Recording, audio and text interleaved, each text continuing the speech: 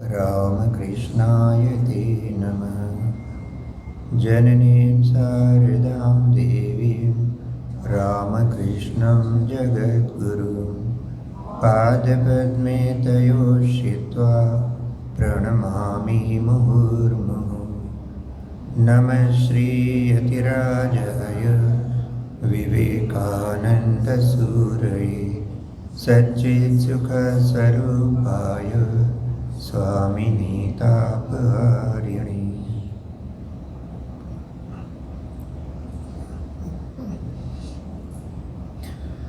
श्री रामकृष्ण देव, माँ शारदा देवी, स्वामी विवेकानंद जी, इन तीनों के चरणों में प्रणाम निवेदन करते हुए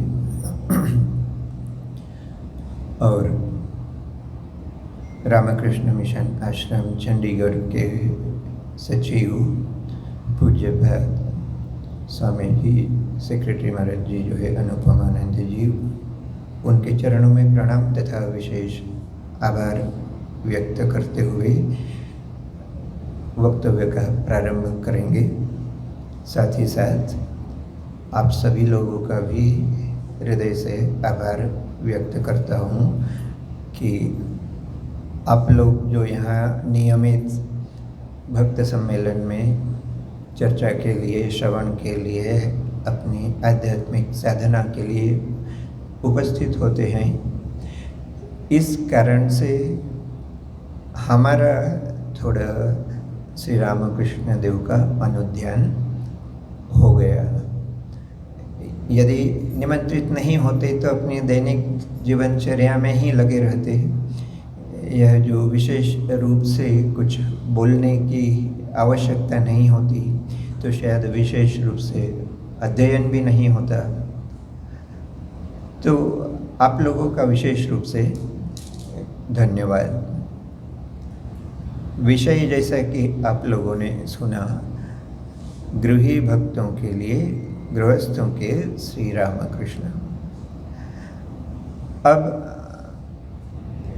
दो प्रकार की घटनाओं का पहले उल्लेख करेंगे। हमारे रामकृष्ण मिशन जम्मू में तो ऐसा होता ही है और हमें विश्वास है कि चंडीगढ़ में भी होता होगा और लगभग हमारे सभी आश्रमों में होता होगा। रामकृष्ण मिशन के बाहर के जो आश्रम हैं वहाँ भी होता होगा, पर हम अपने आश्रम को ही केंद्र बनाकर प्रारंभ करते हैं। अक्सर गृहस्थ भक्त आते हैं आश्रम में और मंदिर में जाते हैं, पता नहीं श्री रामकृष्ण देव से क्या बात करते हैं, पर बाहर निकलकर जब हम लोगों से मिलते हैं तो वो कहते हैं, महाराज हमारी समस्या के बारे में आप श्री रामकृष्ण देव को बताइए, या हमारा आध्यात्मिक जीवन अच्छा हो उसके लिए आप ठाकुर से प्रार्थना कीजिए, या जो भी जीवन की समस्या या जो भी बात उन्हें करना है, जिस समस्या का समाधान वे चाहते हैं, तो आकर हमारे समक्ष निवेदन करते हैं कि महाराज आप ठाकुर को बोलिए। हमने कहा अभी तो आप अंदर जाके आए हैं, आपने क्या बोला? तो बोलती नहीं, आप बोलिए, आपके बोलने से विशेष होगा। हमने कहा हमारे बोलने से विशेष कुछ नहीं होने जाने का। हमने जो कुछ हमारे वरिष्ठ सन्यासी हैं उन लोगों के मुंह से सुना है, वही बात हम अपने इस प्रकार के भक्तों को बोलते हैं। हम उन्हें यही कहते हैं कि श्री रामकृष्ण देव के पास डायरेक्ट हॉटलाइन है, तो कोई भी भक्त अपनी बात सीधी वहाँ प्रेषित कर सकता है, किसी मध्यस्थ की आवश्यकता नहीं है।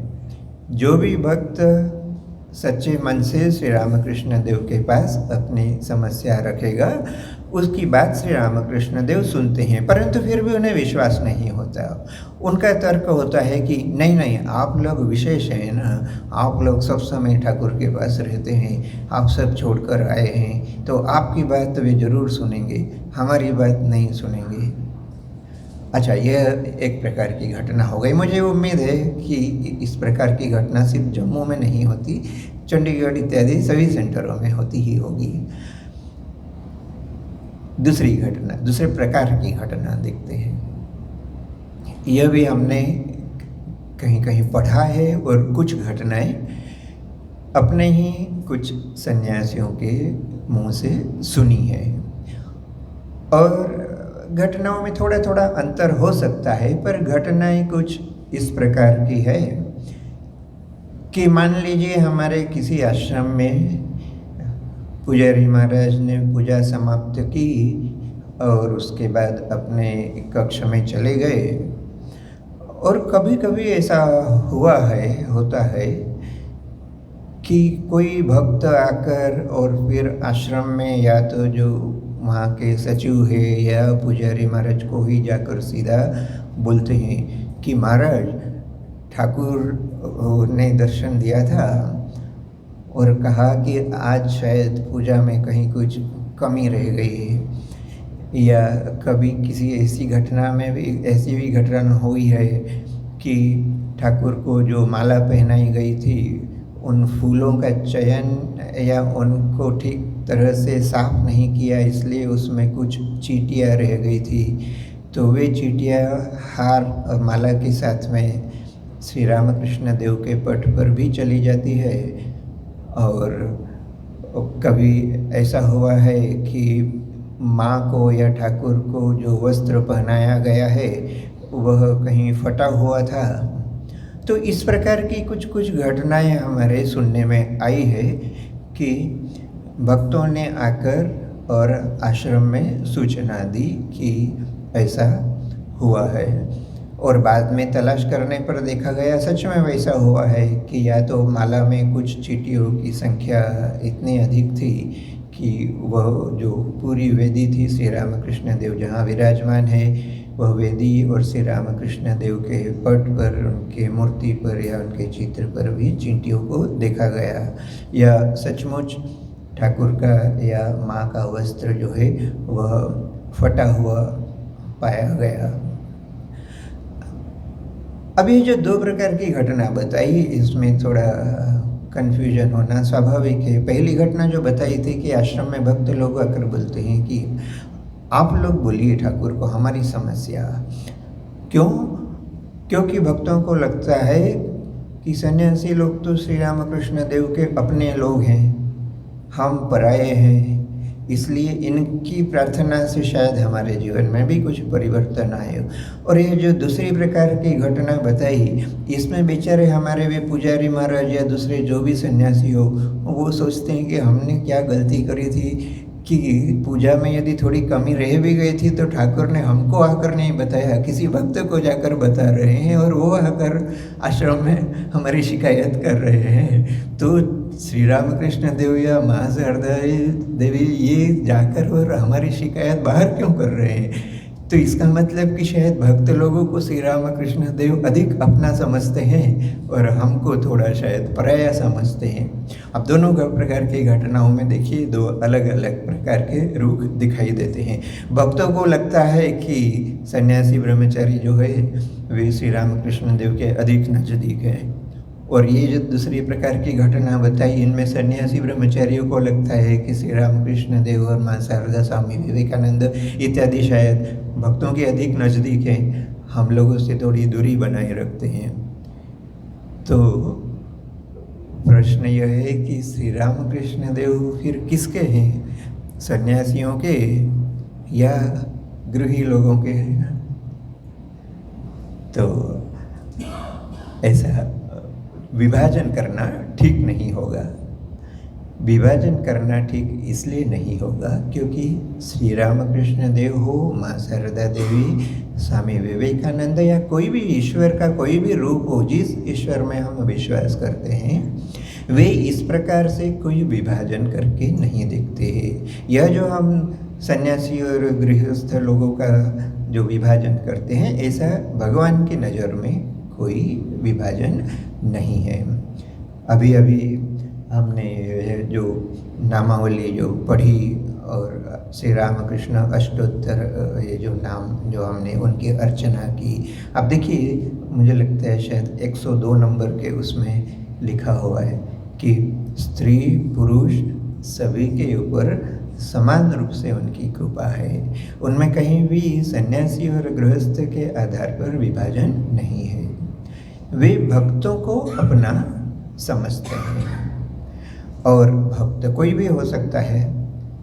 सन्यासी भक्त भले सन्यासी नहीं हो, पर सन्यासी को तो भक्त होना ही है, और इसलिए भक्त के रूप में हम सभी एक हैं। गृहस्थ हो सकते हैं, सन्यासी हो सकते हैं, पर भक्त के रूप में श्री रामकृष्ण की दृष्टि में हम सभी समान हैं। और इसलिए यदि हमारी भक्ति में यदि कोई कमी नहीं है तो श्री रामकृष्ण देव की कृपा हमारे ऊपर समान रूप से वर्षित होगी। फिर भी आज का जो विषय है गृही भक्तों के लिए श्री रामकृष्ण देव, वो जो समस्या हमने प्रारंभ में ही रखी कि गृही भक्तों को लगता है कि सन्यासियों की बात शायद श्री रामकृष्ण देव अधिक अच्छी तरह से सुनते हों, हम लोगों की बात नहीं सुनते हो, या हम लोगों से शायद एक कमी रह जाती है, हम श्री रामकृष्ण देव के नज़दीक नहीं जा सकते। इस प्रकार की कुछ भावना यदि गृही भक्तों के मन में आती है तो आज हम इसी बात पर विचार करेंगे कि क्या श्री रामकृष्ण देव के जीवन में सचमुच ऐसा था। और कारण यदि देखा जाए मन में, गृहस्थों के मन में यदि यह जो दुविधा है, इस दुविधा का मुख्य कारण क्या है? उन्हें लगता है कि हम लोग तो अपने सांसारिक कर्मों में लगे हुए हैं और सन्यासी लोग तो अपना सब कुछ छोड़कर और 24 घंटा आश्रम में ही श्री रामकृष्ण देव के नज़दीक रहते हैं, इसलिए शायद श्री रामकृष्ण देव इन पर अधिक कृपा करते होंगे, इन पर अधिक प्रसन्न रहते होंगे, और हम चूँकि सांसारिक कर्मों में लिप्त हैं इसलिए हम श्री रामकृष्ण देव के समीप नहीं जा सकते या उनकी कृपा हम पर नहीं हो सकती। तो हम अपने मन से कुछ नहीं कहेंगे। श्री रामकृष्ण देव के समक्ष कुछ प्रश्न जो रखे गए थे, आप रामकृष्ण वचनामृत का यदि पाठ करते हैं तो उसमें आप देखेंगे कुछ ऐसे प्रसंग है जहाँ श्री रामकृष्ण देव से सीधे इस प्रकार के प्रश्न किए गए थे, और वे प्रश्न भी किसी सन्यासी ने नहीं किए, वे किसी गृहस्थ द्वारा रखे हुए ही प्रश्न है। तो उन प्रश्नों में से एक प्रश्न यही था, श्री रामकृष्ण देव से सीधा सीधा पूछा गया कि क्या कर्म करते हुए ईश्वर की उपलब्धि संभव है? क्या कर्म करते हुए ईश्वर की उपलब्धि की जा सकती है, ईश्वर दर्शन किया जा सकता है? ऐसा किसी गृहस्थ ने श्री रामकृष्ण देव से प्रश्न किया। अब यह जो भक्त प्रश्न करते हैं स्वाभाविक रूप से वे गृहस्थ ही हैं और उनके मन में वैसी ही दुविधा रही होगी जो हमेशा से भक्तों के मन में पहले भी रहती आई है, आज भी रहती है। यह जो मन में एक विचार आता है कि हम संसार में लगे हुए हैं, संसार के कार्य करते हैं, इसके साथ में ईश्वर की उपलब्धि कैसे संभव है? तो मूल रूप से देखा जाए तो इस प्रश्न में ही गलती है। हम न जाने क्यों इस प्रकार का भ्रम मन में रख लेते हैं कि कर्म करते हुए ईश्वर की प्राप्ति संभव नहीं है। और श्री रामकृष्ण देव के समक्ष जब यह प्रश्न रखा गया तो उन्होंने बड़े स्पष्ट रूप से कहा कि ऐसा कौन है जो कर्म नहीं करता है? ऐसा कौन है जो कर्म नहीं करता? यदि हम मानते हैं कि कर्म करते हुए ईश्वर संभव नहीं है, ईश्वर को देखना या ईश्वर की प्राप्ति संभव नहीं है, तो क्या कोई ऐसा व्यक्ति है जो कर्म नहीं करके और ईश्वर की प्राप्ति कर सकता हो? और इस प्रश्न के उत्तर में भी जाने से पहले हमें यह स्पष्ट करना होगा, हमारे ही मस्तिष्क में यह बात स्पष्ट होना चाहिए कि हम कर्म समझते किसे हैं। जहाँ यह प्रश्न श्री रामकृष्ण देव के समक्ष रखा गया था, वहाँ तो श्री रामकृष्ण देव सीधा उत्तर देते हुए कहते हैं कि यह जो हम सांस लेते हैं आंखें जो बंद करते हैं, पलक जो हमारी झपकती है, हम जो खाना खाते हैं, सोते हैं, जो भी कार्य हम अपने दैनंदिन जीवन में करते हैं, यह भी तो कर्म ही है। कर्म की परिभाषाएं हमें अच्छी तरह से समझने की आवश्यकता है। ऐसे प्रत्येक कार्य को जो हम अनजाने में भी करते हैं, परंतु जिनका करना हमारे जीवन के लिए आवश्यक है। आप सोच कर देखिए, यदि पलक नहीं झपका पाए तो कैसी परिस्थिति होगी, कितने डॉक्टरों के पास, कितने चिकित्सकों के पास भाग दौड़ करना पड़ेगी। यदि हम सांस लेना ही भूल जाएं, यदि हमारी श्वसन प्रक्रिया यदि नहीं चले, हम तो पैसा कमाने में इतने लगे रहते हैं, अपने कामों में इतना लगा रहते हैं कि यदि ऐसा हो कि जानबूझकर यदि सांस लेना पड़े तो कुछ देर के लिए हम सांस लेने का काम भी एक तरफ रखेंगे कि पहले थोड़ा काम कर लें, पहले थोड़ा और कुछ पैसा कमा लें, या पहले और कुछ ऐसा ज़रूरी काम है वह कर लें, उसके बाद सांस लेने का काम करेंगे, तो शायद तब तक हम भगवान को प्यारे हो जाएंगे। तो ऐसी बहुत सी क्रियाएं हमारे जीवन में जो होती है स्वाभाविक रूप से, जो हम जानते भी नहीं है। हम भोजन करते हैं, भोजन पचाने का काम कौन करता है? हम तो जानबूझकर भोजन पचाने का तो काम नहीं करते, वह प्रक्रिया तो अपने आप शरीर में होती रहती है। तो हमारा जो पलक झपकाना है, हमारी श्वास प्रश्वास की जो प्रक्रिया है, हमारा भोजन पचाने की जो प्रक्रिया है, यदि कोई शरीर पर मक्खी या मच्छर आ जाए तो अचानक हमारा हाथ वहाँ चला जाता है बिना सोचे समझे। तो ऐसी बहुत सी प्रक्रियाएं हैं जो अनजाने में ही हम करते रहते हैं। और यदि कर्म की परिभाषा देखी जाए विस्तारित रूप से, यदि कर्म को यदि समझने का प्रयास किया जाए, तो ये सारे कार्य भी कर्म के अंतर्गत ही आते हैं। तो यह सोचना ही गलत है। और ऐसा नहीं कि यह श्री रामकृष्ण देव कह रहे हैं, यह तो हमारे देश की परंपरा बहुत पहले से चली आ रही है। अब देखिए, महाभारत काल में जब भगवान श्री कृष्ण अर्जुन को उपदेश देते हैं, गीता का उपदेश देते हुए, आप देखिए जो 5वां अध्याय है, उस 5वें अध्याय में भगवान स्पष्ट रूप से कहते हैं, नैव किंचित करोमीति युक्तो मन्येत तत्त्ववित् पश्यन् शृण्वन् स्पृशन् जिघ्रन् अश्नन् गच्छन् सपन् श्वसन् प्रलपन् विसृजन् गृह्णन् उन्मिषन् निमिषन् अपि। तो ये सारे कार्यों का उल्लेख भगवान श्री कृष्ण वहाँ कर रहे हैं। वे कहते हैं कि जो तत्व में युक्त योगी है, जिसने तत्व की प्राप्ति कर ली है, जिसने ईश्वर की प्राप्ति कर ली है, जो ब्रह्म में स्थित हो चुका है, ऐसा व्यक्ति मानता है, ऐसा व्यक्ति जो है वह सांस लेता हुआ, वह सूंघता हुआ, वह खाता हुआ, वह सोता हुआ, वह बैठता हुआ, वह उठता हुआ, वह जो भी कार्य करता है अपने दैनंदिन जीवन के, उन सब कार्यों में उसकी कोई आसक्ति नहीं होती। वह मानता है कि ये इंद्रियों के स्वाभाविक कर्म है और ये स्वाभाविक कर्म इंद्रियां अपने आप कर रही है। परंतु वह प्रसंग भले थोड़ा अलग हो, पर यहाँ यह बात समझने की आवश्यकता है कि ये जो सारी क्रियाएं हैं, इन सारी क्रियाओं को भी कर्म के अंतर्गत माना गया है। हमारे शास्त्रों के अनुसार यदि देखा जाए तो कर्म के अंतर्गत ऐसी सारी क्रियाएं भी हैं। हम यदि मन में सोचे कि हम सिर्फ बैठे रहेंगे, हम कुछ काम नहीं करेंगे, वह बैठना भी अपने आप में कर्म है। यदि हम लेटे रहें, वह लेटना भी अपने आप में कर्म है। इसलिए मन में यह जो दुविधा, यह भ्रम, यह प्रश्न जो आता है कि हम कर्मों में लिप्त है इसलिए भगवान की प्राप्ति संभव नहीं है, ऐसा मानना ही गलत है। श्री रामकृष्ण देव कहते हैं कि ऐसा कोई व्यक्ति नहीं है, उसमें सन्यासी या गृहस्थ का कोई अंतर नहीं है। जो भी है, प्रत्येक व्यक्ति कर्म में लगा हुआ है और इसलिए कर्म करते हुए ईश्वर की प्राप्ति की जा सकती है। श्री रामकृष्ण देव कहते हैं, ध्यान सिर्फ इस बात का रखना है कि कर्म करते समय हम उसका जो फल है, उस फल को ईश्वर को समर्पित करें। हम अपने स्वार्थ के लिए, हम अपने स्वयं के लिए कोई कार्य ना करते हुए, हम प्रत्येक कार्य का फल जो है उसे यदि ईश्वर को समर्पित करें, तो फिर हम चाहे गृहस्थ हो या चाहे हम सन्यासी हो, हमारा जो ईश्वर प्राप्ति का मार्ग है वह कर्मों के द्वारा बाधित नहीं होता है। हम जिस भी आश्रम में हैं, गृहस्थ आश्रम में हो तो वहाँ से भी, संन्यास आश्रम में हो तो वहाँ से भी ईश्वर की प्राप्ति संभव है, ऐसा श्री रामकृष्ण देव कहते हैं।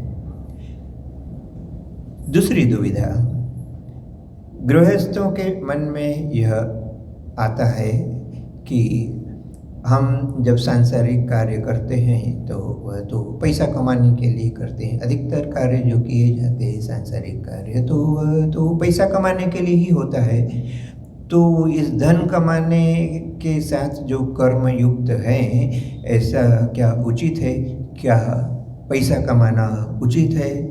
बल्कि अक्सर देखा जाता है कि जो व्यक्ति भक्त बनना चाहता है वह कामकाज छोड़कर और किसी प्रकार के धनोपार्जन की चेष्टा करना बंद कर देता है।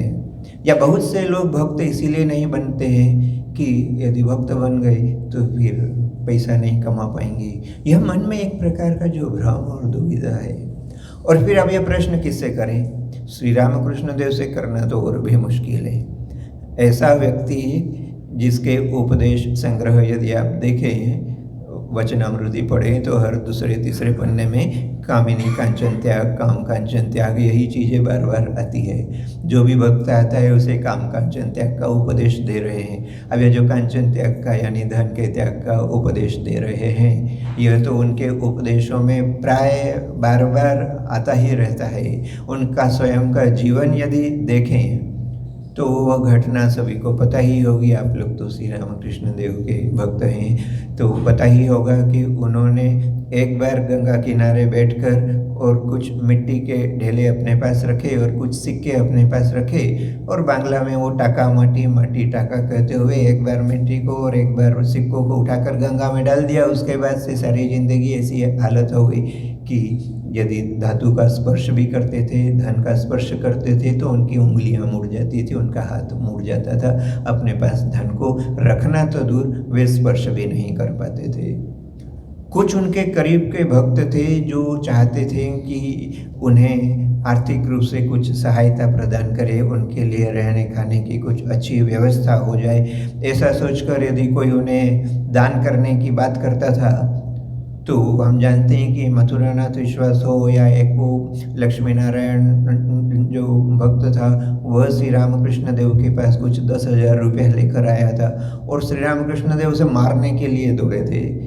तो ऐसा व्यक्ति जो थो जिसको कोई आर्थिक रूप से मदद करने आ रहा है और वह मारने दौड़ रहा है, ऐसे व्यक्ति से यह प्रश्न यदि हम करें कि क्या हम पैसा कमाएं, आप समझ ही सकते हैं कि उनका उत्तर क्या होगा। और एक घटना है, एक बार श्री रामकृष्ण देव संभवतः दक्षिणेश्वर में उपस्थित नहीं थे और कोई एक भक्त, मुझे लगता है कि शायद 10 रुपया या कुछ दे के गया था और श्री रामकृष्ण देव का भांजा हृदय राम पैसे रख लेता है। हृदय राम या रामलाल दोनों में से किसी ने वो शायद पैसा रख लिया। अब श्री रामकृष्ण देव लौटे और बात पता चली कि 10 रुपया देकर गया है। वो इतने अस्वस्थ हो गए कि किसी काम में उनका मन नहीं लगा और कुछ देर बाद जब रात हो गई, सोने का समय हो गया, तब भी वे सो नहीं पाए। वे उठकर रामलाल के पास गए, बोले मुझे ऐसा लग रहा है जैसे कोई बिल्ली मेरे छाती पर अपने पंजों से खरोंच रही है। वो पैसा क्यों दिया है उसने? बोला आपकी सेवा के लिए। बोले नहीं, मुझे पैसा नहीं चाहिए। वो पैसा लौटा करा। बेचारे रामलाल को आधी रात को उस भक्त के घर जाकर 10 रुपया लौटाना पड़ा।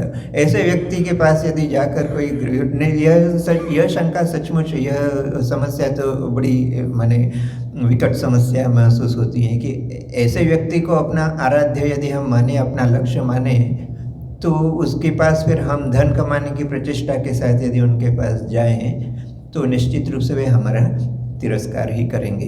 परंतु गृहस्थ के लिए तो धन कमाना आवश्यक है। यदि गृहस्थ धन नहीं कमाए और अपना आदर्श श्री रामकृष्ण देव को माने और श्री रामकृष्ण देव धन का नाम भी सुनना पसंद नहीं करते, अब दोनों में सामंजस्य कैसे हो? इसीलिए भी शायद यह ऐसा होता है कि गृहस्थ लोग आकर हम लोगों को कहते महाराज आप लोग बोलिए, हम लोग नहीं बोल सकते। ये जो मन में समस्या आती है ना, कारण यही है कि ऐसे व्यक्ति से हम कैसे कहें कि हम धन कमाएं या नहीं। परंतु बात वैसी नहीं है। आप देखिए, श्री रामकृष्ण देव से किसी भक्त ने स्पष्ट यह प्रश्न किया, क्या अधिक धन कमाने का प्रयास किया जा सकता है? अब श्री रामकृष्ण देव का जीवन देखें तो ऐसा लगता है कि श्री रामकृष्ण देव तिरस्कार करेंगे, परंतु जब श्री रामकृष्ण देव से प्रश्न किया गया कि क्या अधिक धन कमाने का प्रयास किया जा सकता है, श्री रामकृष्ण देव कहते हैं हाँ किया जा सकता है, पर टर्म्स एंड कंडीशंस अप्लाइड है उसमें। हाँ, पहले ही कहते हैं यदि विद्या का परिवार हो तो। अब विद्या का परिवार वे किसे कहते थे? वे कहते थे यदि पति पत्नी में आपस में सामंजस्य है, यदि दोनों का उद्देश्य सद्गृहस्थ के रूप में जीवन बिताना है, दोनों का यदि उद्देश्य आध्यात्मिक है, ईश्वर प्राप्ति का यदि उद्देश्य है, तो ऐसे परिवार को वो विद्या का परिवार कहते थे। परंतु ऐसा परिवार जहाँ पत्नी सिर्फ अपने शौक पूरे करने के लिए और संसार की बहुत सारी चीज़ों को इकट्ठा करने के लिए पति के ऊपर दबाव डालती हो अधिक धन कमाने के लिए, और यह उस समय की बात है। इसे आज के संदर्भ में देखा जाए तो उल्टा भी हो सकता है। आजकल ऐसा होता है या तो दोनों ही कमाते हैं, या कभी ऐसा भी होता है कि पति कमाता नहीं है, पत्नी ही अकेली कमाती है। तो यह शर्त वहाँ भी लगती है कि ऐसा पति जो खुद काम नहीं करता है पर अपनी पत्नी को इस बात के लिए मजबूर करता है कि वह अधिक से अधिक नौकरी कमाए और धन कमाए ताकि उसके शौक पूरे हो सके। तो दोनों तरह से यह शर्त जो है श्री रामकृष्ण देव रखते हैं कि यदि अपने शौक पूरे करने के लिए, सिर्फ सांसारिक उद्देश्य के लिए और भोग वासना के लिए यदि अधिक धन कमाने के लिए पति पत्नी को या पत्नी यदि पति को यदि मजबूर करती हो, तो श्री रामकृष्ण देव की नज़र में यह अविद्या का परिवार है। और श्री रामकृष्ण देव स्पष्ट कहते हैं अधिक धन कमाने का प्रयास किया जा सकता है, परंतु यदि विद्या का परिवार हो तो। पर यदि दोनों पति पत्नी मिलकर यदि आध्यात्मिक उद्देश्य से व अपने कर्तव्य करने के उद्देश्य से जितना धन कमाना है उतनी धन कमाने का प्रयास करते हैं, या आज जितना धन कमाने की आवश्यकता है कल यदि बच्चे होंगे उनको देखते हुए यदि और थोड़ा और अधिक धन कमाने का प्रयास करना हो, श्री रामकृष्ण देव इससे इनकार नहीं करते। वे कहते हैं हाँ अधिक धन कमाने का प्रयास किया जा सकता है, परंतु यदि विद्या का परिवार हो। दूसरी शर्त वे रखते हैं अधिक धन कमाया जा सकता है परंतु सद उपाय से। आप चोरी करके, रिश्वत लेकर या किसी दूसरे गलत तरीके से यदि धन कमाते हैं तो श्री रामकृष्ण देव उसके लिए अनुमति नहीं देते। वे कहते हैं विद्या का परिवार हो तो, और दूसरा यदि आप सद उपाय से यदि चेष्टा करते हो तो अधिक धन कमाने का प्रयास किया जा सकता है। और साथ ही साथ वे जब इस प्रश्न का उत्तर दे रहे होते हैं तो एक बात का उल्लेख और भी करते हैं। वे कहते हैं कि उद्देश्य पैसा कमाना नहीं होना चाहिए। उद्देश्य क्या है? उद्देश्य सेवा करना होना चाहिए। यदि अधिक धन कमाकर भी यदि ईश्वर की सेवा हो सकती हो तो ऐसा अधिक धन कमाना भी गलत नहीं है। और इसलिए यदि व्यवसाय करते हैं, यदि आप ये कोई हो 10,000 रुपया महीना कमाता है, यदि कोई 10,000 रुपया प्रतिदिन कमाता है, या यदि कोई 10,000 रुपया प्रति घंटा भी कमाता है, श्री रामकृष्ण देव उसे गलत नहीं कहते, परंतु श्री रामकृष्ण देव कहते हैं धन कमाने का उद्देश्य अपना स्वार्थ, अपनी भोग वासना नहीं होना चाहिए। जिस धन से ईश्वर की सेवा हो सकती है, और ईश्वर की सेवा देखिए यदि और हमारे पास अधिक समय तो नहीं है, पर इन प्रश्नों को यदि गहराई से यदि समझने का प्रयास करें, हम या तो सीधे हम ईश्वर की सेवा नहीं कर सकते, या इस प्रकार जैसे रामकृष्ण मिशन है या समाज में ऐसी और भी जो संस्थाएं हैं, परंतु वास्तविक रूप से जो गरीबों की मदद करती हो, यदि हम दान देते हैं तो उस ईश्वर से भी, उस धन से भी ईश्वर की ही मदद हो रही है। यदि हम सीधे प्रत्यक्ष रूप से यदि हम गरीबों की मदद कर पाए, और क्योंकि ईश्वर का वास सभी में है और उस ईश्वर को मनुष्य के रूप में और अधिक अच्छी तरह से महसूस किया जा सकता है, तो हम ऐसा प्रत्येक कार्य जिसमें हम ईश्वर की सेवा देखते हों, वह मनुष्य के रूप में हो सकती है, किसी और अन्य रूप से भी, यदि हम उस धन का जो सदुपयोग है वह मनुष्य की सेवा के रूप में यदि ईश्वर की सेवा करते हैं, इस प्रकार के किसी भी कार्य में यदि उस धन का हमारा उपयोग होता है, तो श्री रामकृष्ण देव यह नहीं कहते कि धन कमाना गलत है। उनसे स्पष्ट प्रश्न किया गया था कि क्या अधिक धन कमाने का प्रयास किया जा सकता है, और उनका भी स्पष्ट उत्तर यही था कि किया जा सकता है, परंतु यदि विद्या का परिवार हो, और दूसरा उनका कहना था कि वह जो उद्देश्य है, उपाय जो है, उपाय सद उपाय होना चाहिए और उद्देश्य स्पष्ट होना चाहिए कि उद्देश्य हम सिर्फ अपने भोग के लिए नहीं, हम सेवा के लिए, ईश्वर सेवा के लिए, धर्म की सेवा के लिए, मनुष्यों की सेवा के लिए यदि धन कमा रहे हैं तो इस प्रकार के धन उपार्जन में कोई किसी प्रकार की गलती नहीं है, त्रुटि नहीं है, ऐसा धन कमाया जा सकता है। तो मन में यह जो गृहस्थों को जो मन में जो हमें लगा कि इस प्रकार का विषय लेने से उचित होगा, जो गृहस्थों के मन में जो अक्सर यह दुविधा होती है कि हम कर्म करते हुए ईश्वर को प्राप्त नहीं कर सकते, या हम धन कमाने का प्रयास करें तो वह शायद गलत होगा, श्री रामकृष्ण देव उसे पसंद नहीं करेंगे, ऐसी कोई बात नहीं है। आप सद उपाय से और अच्छे उद्देश्य से यदि करें तो धन कमाने का प्रयास भी कर सकते हैं और कर्म करते हुए भी ईश्वर को प्राप्त कर सकते हैं, और उसके लिए किसी को मध्यस्थ बनाने की आवश्यकता नहीं, ईश्वर से सीधा संपर्क स्थापित किया जा सकता है। यह जो विषय हमने लिया था, इसमें और भी कुछ प्रश्न हैं, यदि और अधिक समय होता है तो हम इससे और विस्तारित रूप से और भी 2-3 प्रश्न इसमें हम ले सकते थे, परंतु आज के निर्दिष्ट समय सीमा और इस कार्यक्रम का सुचारू रूप से संचालन हो, इसलिए हम विषय को और अधिक विस्तारित नहीं करेंगे। परंतु श्री रामकृष्ण देव गृहस्थों के हैं या सन्यासियों के लिए यह विभाजन करने की आवश्यकता नहीं, वे भक्तों के हैं और भक्त कोई भी हो सकता है। तो यह जो आज का समय हमें उपलब्ध हुआ और इस समय में श्री रामकृष्ण देव के उपदेशों से, उन उपदेश संग्रहों से थोड़ा ऐसा प्रसंग जो भक्तों के वास्तविक जीवन में काम में आ सके, इस चर्चा को करके और इसका अध्ययन करके आप लोगों का कितना फ़ायदा हुआ पता नहीं, पर जो थोड़ा बहुत हमारे मस्तिष्क से कुछ गलतियाँ, कुछ भ्रम जो थे वे दूर हो गए। यह सुयोग आप लोगों के और महाराज जी के कारण संभव हुआ, इसलिए एक बार पुनः आप सभी का धन्यवाद ज्ञापन करते हुए और महाराज को अपना प्रणाम निवेदन करते हुए हम इस वक्तव्य को यहीं समाप्त करते हैं। ओम शांति शांति शांति। हरि ओम तत्सत्। श्री राम कृष्णार्पणमस्तु।